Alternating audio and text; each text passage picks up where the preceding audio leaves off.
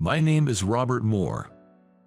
I'm a 30-year-old working for a major food company. I've been working at the company for 8 years since I graduated from college. I work in the planning and sales department, but I'm just an average employee, not particularly outstanding, nor particularly lacking. Currently, I'm stationed at the company's headquarters, hoping to avoid a demotion and keep working as it is. I have a wife who I met during my college days, a classmate of mine. Her name is Grace. We got to know each other better because we were in the same economics seminar at the same university, and we got married right after graduating college. Grace didn't get a job after graduating because we got married, and she became a full-time housewife. We had expected to have a child right away after getting married, but there was no sign of it happening, even after several years. We both wanted a child quickly, but since we were still in our 20s, we hadn't seriously considered any fertility treatments. Grace has always been a good student, always more committed to her studies than me, and I secretly admired her for that. Unable to have a child after getting married, Grace seemed to have started studying for a professional certification. Perhaps she had time on her hands because she was a full-time housewife at home without children. And recently, Grace told me she had passed the Certified Public Tax Accountant exam. Robert, I've passed the CPDA exam. Well done, Grace, I'm proud of you.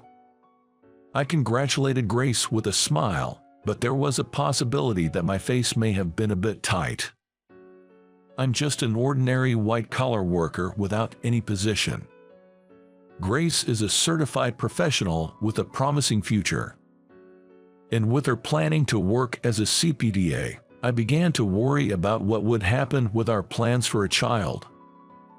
If Grace were to make good use of her qualification, earn more than me, excel socially, and have and raise a child, where would I stand? I felt anxious, thinking that I might not be needed anymore. As Grace was filled with enthusiasm after acquiring her certification, my feelings began to darken day by day. And our relationship with Grace became increasingly strained. Grace seemed not to understand why I was becoming distant. Robert, have you been feeling unwell recently? Grace often asked me with a puzzled look. But I couldn't bring myself to admit my feelings of inferiority to Grace, and I just resented my pathetic self. I began to come home late and spent more days drinking with my colleagues after work. Conversations with Grace at home became less frequent. I still loved Grace, but my petty male pride was undoubtedly straining our relationship. Grace seemed to be considering working as a CPDA since she had acquired the certification. And I broached the topic of divorce with Grace. Our conversations had ceased, and our relationship had become uncomfortable, so Grace agreed to the divorce quite easily.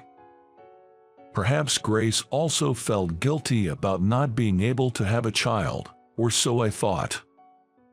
The day before I divorced Grace, I went to my favorite diner alone and cried in secret. As I traced back our days together, remembering Grace, whom I first met in college, I wasn't sure if getting a divorce was the right thing. Robert, let me do it for you. From our college days, Grace had always taken care of me with a cheerful smile. Whether it was taking notes for me at school or helping me with homework, it seems that I had always been dependent on Grace. But there was a part of me that couldn't face such a pitiful self. Grace probably didn't come to dislike me, but the flow of events was unstoppable. We put an end to our married life and each started our own lives. After the divorce, Grace and I stopped contacting each other. I, who had parted ways with Grace, was supposed to throw myself into my work with a fresh mindset. However, since no one was home when I returned, my passion for work seemed to have further waned. I felt like I had lost my reason to work hard, and I just kind of went on with my work day after day.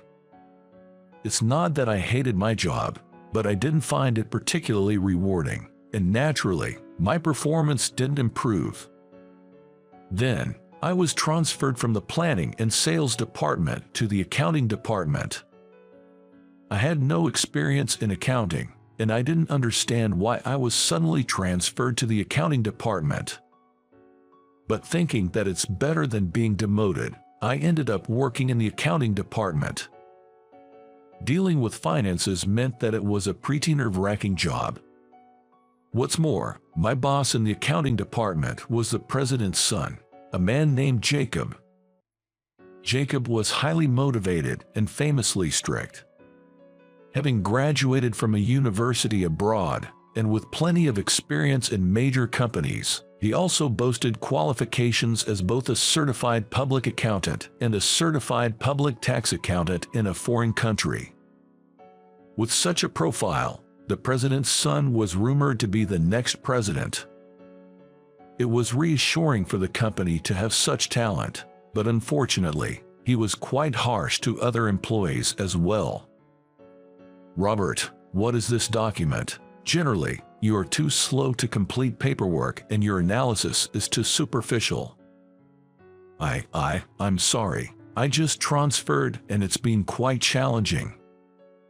Don't make excuses every time. Excuses are cheap. Our company is set to grow rapidly and no one will listen to excuses. "I'm sorry. I'll be more careful in the future." If you have time to apologize, you should study more about accounting. How will you work in a company without understanding even basic accounting? "Yes, I'll study more about accounting." I was sweating bullets being chastised by Jacob. I seriously felt like I was in deep trouble. I realized that I didn't have time to complain about not understanding accounting. "All right, it's a matter of pride now. I'll master accounting through and through." I felt a fiery passion in my heart for the first time in a long while. Maybe I was influenced by Jacob's zeal, but his words seemed to guide me in understanding that I couldn't go on as I was. I went to a bookstore and bought books on accounting, but just reading the text didn't help me understand much. After doing some research, I felt that it might be best to attend an accounting school. I could make friends who are interested in accounting and exchange information. So, I quickly enrolled in a school that was relatively close to my home. Because of all the overtime Jacob had me doing during the week, I chose a school that offered weekend classes. "All right, I'll become a professional accountant here. I'll surprise Jacob." I opened the door to the accounting school with determination. Already, the room was filled with lots of students. Seeing this scene made me reminisce about my student days and my heart soared for the first time in a while. It made me nostalgically remember my youthful days. Looking back on my student days, my memories were filled with Grace. Come to think of it, Grace was always there by my side. Lost in my thoughts, I didn't notice that the class had started, and the school's tax consultant, the teacher, had come in. The moment I saw the teacher, I exclaimed in surprise. The tax consultant who was the teacher at this school was none other than Grace. Yes, Grace, my ex-wife. There was no mistake. She seems to have become younger and more lively. She must be finding fulfillment in her work as a tax consultant. Grace was passionately explaining accounting. Grace's explanation was very easy to understand, and even a beginner like me could grasp the structure and concept of accounting. The other students were also attentively listening to Grace's lesson, nodding their heads. As expected of Grace, she's doing a great job. I felt a sense of pride in Grace as if I were still her husband. Maybe she noticed my intense gaze, because Grace suddenly looked my way and our eyes met. Grace seemed surprised for a moment, but quickly regained her composure and concentrated on her lecture. After the lecture ended, I went outside the classroom. Then, Grace came running up to me to talk. "Robert, what on earth are you doing here?" Grace seemed genuinely surprised and stared at me with wide eyes. I asked her if she had time to talk at a nearby cafe. When Grace silently nodded, we decided to go to the cafe together. Doing this brings back memories of my college days with Grace. When we arrived at a cafe near the school, Grace began firing questions at me. "I was really surprised to see you in class, Robert. Why were you attending the lecture, and why haven't you contacted me until now? What on earth have you been doing?" After the divorce, Grace worked as a tax accountant, and she told me she also taught at a business school on weekends. I thought to myself that it was just like Grace, diligent and hard-working. She hadn't changed a bit since our student days. It seemed that Grace cared about me even after our divorce, but because I hadn't reached out at all, it was difficult for her to do so. I told her that I had been transferred to the accounting department at work, and that my new boss was a rather strict person who didn't compromise. Because of this, I had to study accounting hard, even on weekends, and that's why I started attending the business school.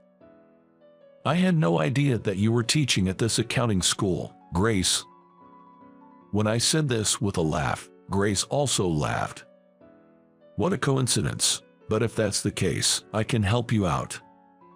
With her eyes sparkling, Grace told me that. From then on, whenever I went to the school on weekends, Grace gave me extra lessons. She answered all my questions, and thanks to the homework she came up with for me, I gradually gained a deep understanding of the subject. Whenever I had a problem with accounting at work, I would consult with Grace, and she would come up with several solutions for me. I started to digest her proposals and submit them to the company after analyzing them. I started spending hours debating with Grace every weekend. And before I knew it, Grace had once again become an indispensable person in my life. "Hey Grace, have you found someone else?"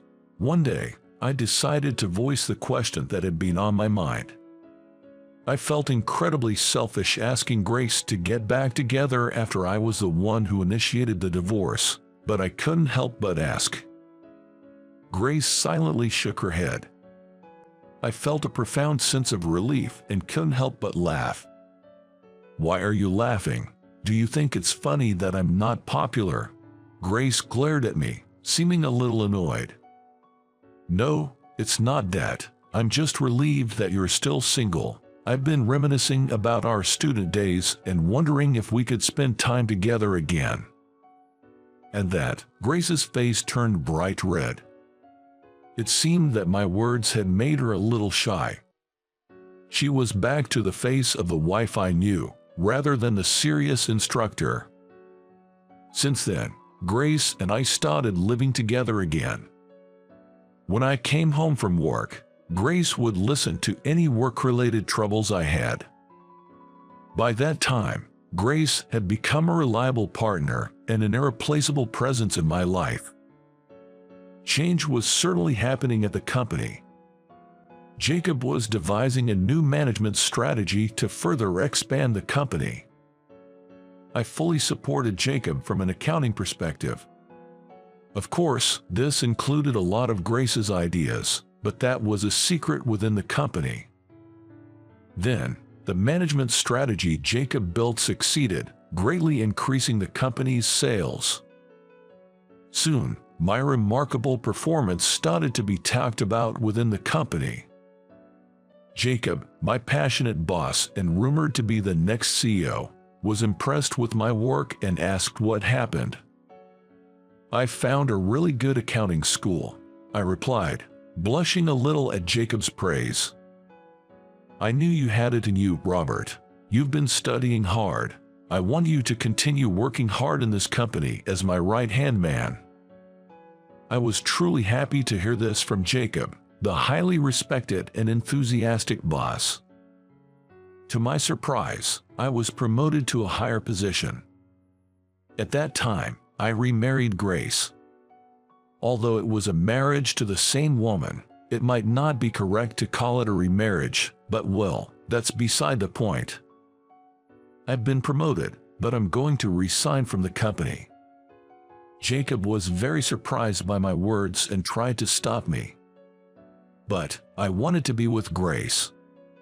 So, I studied hard to become a tax accountant, and, in fact, I managed to get my certification. Thanks to Grace, I had come to find accounting interesting. Moreover, Grace, as it happens, was joyfully pregnant. Now, I'm going to open a CPA firm as the principal accountant along with Grace. The most important person that I once let go due to my foolish pride, Grace. The second chance that I've been given, I vowed not to waste it, and never to part from Grace again.